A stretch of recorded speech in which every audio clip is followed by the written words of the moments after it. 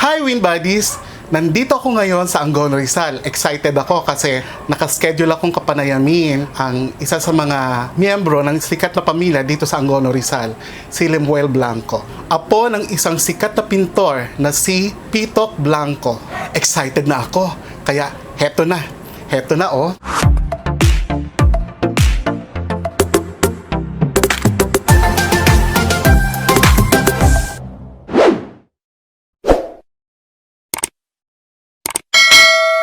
Heto na siya, ladies and gentlemen, Lemuel Blanco. Hello po everyone, it is nice to be here. Pleasure meeting you po. More than 10 years na yata yun nung makita kita sa public market, Lemuel. Yes. Naalala mo yun? Opo, we were just buying vegetables at that time. Kami ni nanay. How old are you?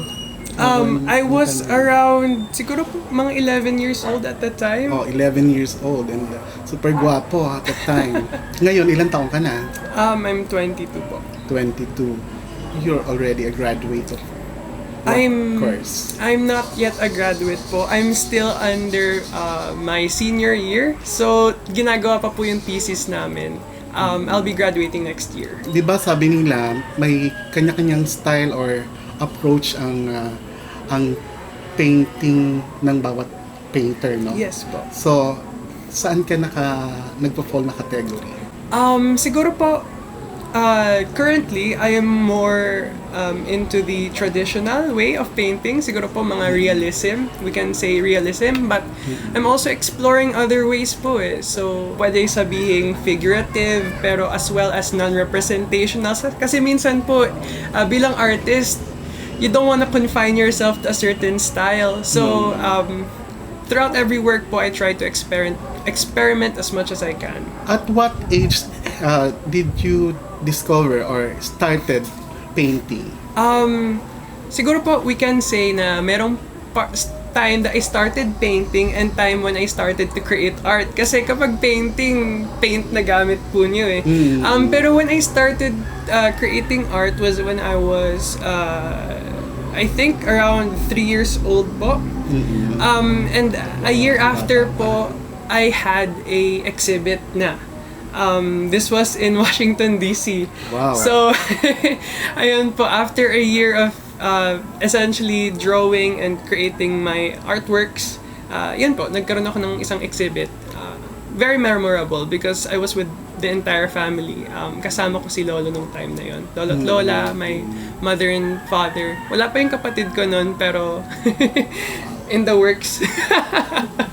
So far, how many exhibits have you done? I don't know po. I don't know how. Count na? I don't count how many exhibits I have. Kasi po, in a year alone, you can have as many as, I don't know, 5 exhibits. What was the latest? Yung pinaka-huli ko pong exhibit that I was able to participate in is the satellite exhibition of Manila Art. It was here in Angono po. What was that photo I saw na you were with Isko Moreno? Yung photo po na yun, it's another exhibit as well.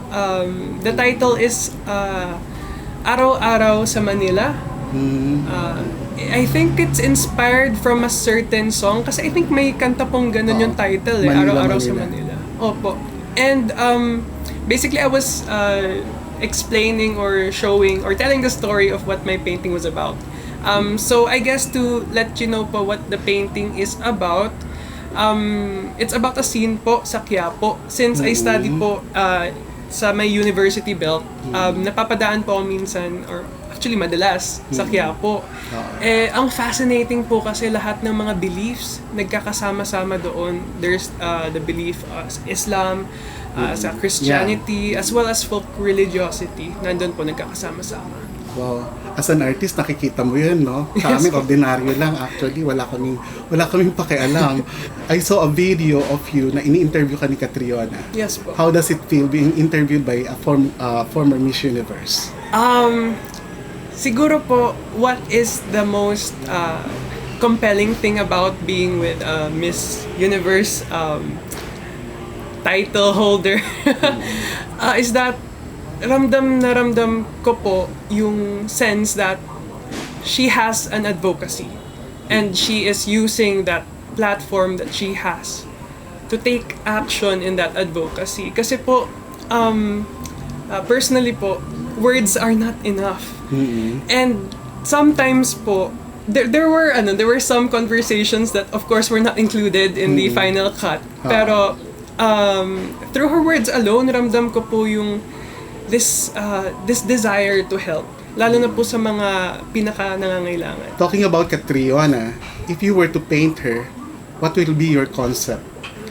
On the spot. Pero ano po, usually when I try to depict public figures, I can either go two routes po. It's either I will represent them as how they appear, or I can also represent them in a way that, like let's say po, Catriona.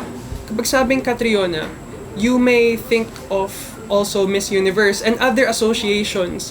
And I guess po, what I would highlight when it comes to Miss Catriona Gray is that she's a Filipino.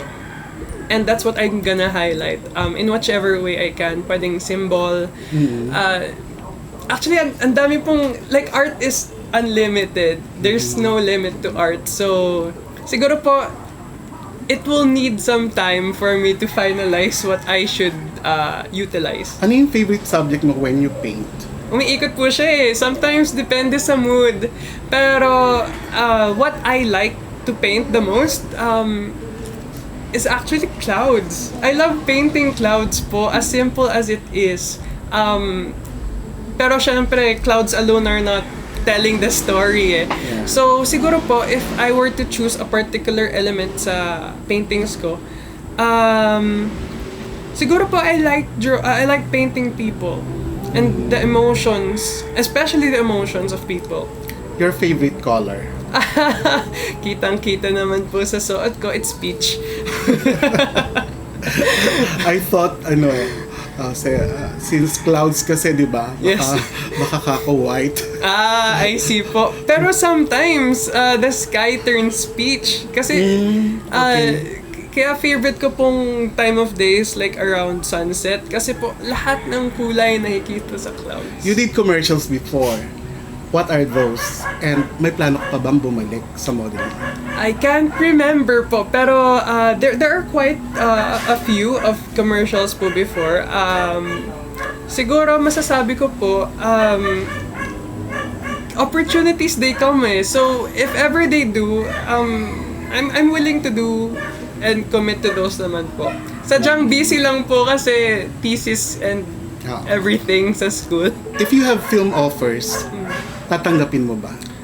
Yes po. Depende, of course, sa film because, medyo kailangan mapili dyan. Pero what I'll be first doing is I will get back to the basics and magta-train pa muna ako. Kasi kailangan yun eh. May background ka sa teatro, di ba? Yes po. Way back. Ano-ano yung mga roles na naiportray mo na? Ay, mga ano lang naman po. Mga minor roles lang naman po. Mga unsung, mga nameless characters when it comes to the plays. Anong pangalan ng boy band mo? The Five.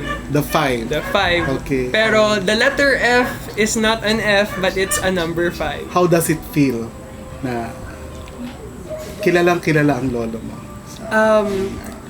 Ang napakaganda po doon is that there is this foundation. I have my roots that are... kasi po si Lolo, he came from a very simple life. Yung parents po niya, mangingisda, and nagbebenta sa palengke. So, fisherman and vendor po. So, in a way, having those kinds of roots, it helps to guide me on what kind of principles I should lead my life with. So it's not with pagiging sikat ni Lolo. He actually does not kumbaga po yung mga awards, yung mga titles, recognitions, accolades. Para kay Lolo, it's not what matters eh. I think when it comes to art, there's something much deeper that we all try to strive for. Was there a comparison sa work ng lolo mo at sa gawa mo? Actually po, ang nagko-compare po minsan ng gawa ko kay Lolo is si Tatay. Kasi si Tatay po, nakikita niya na kasi si Lolo, throughout his career, marami po siyang mga kulay na pinagdaanan.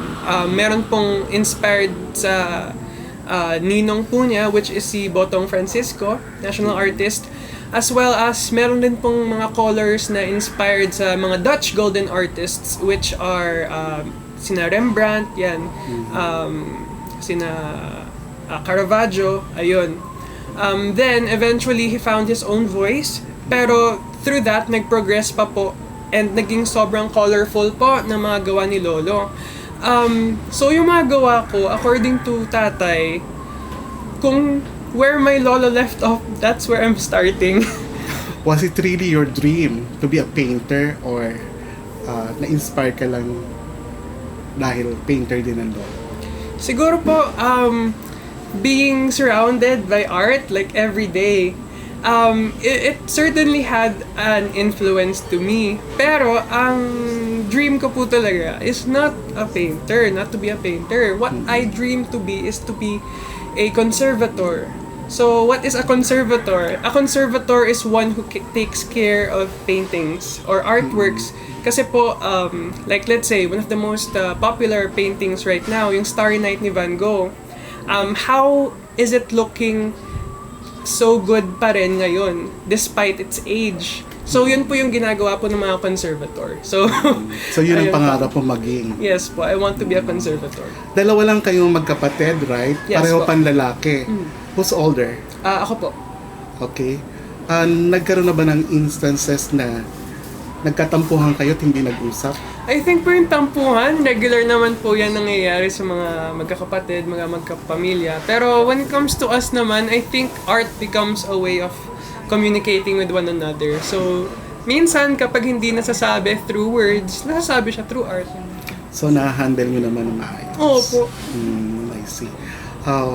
What about, ano yung pinaka importante sa'yo pagdating sa pamilya?